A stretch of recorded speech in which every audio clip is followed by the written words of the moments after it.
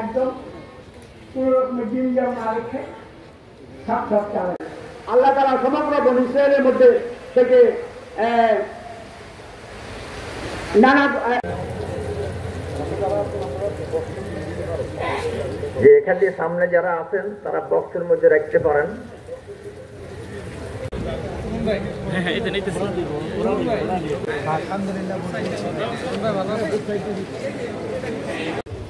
লক্ষ্মীপুর ইসলামী আন্দোলনের অভিভাবক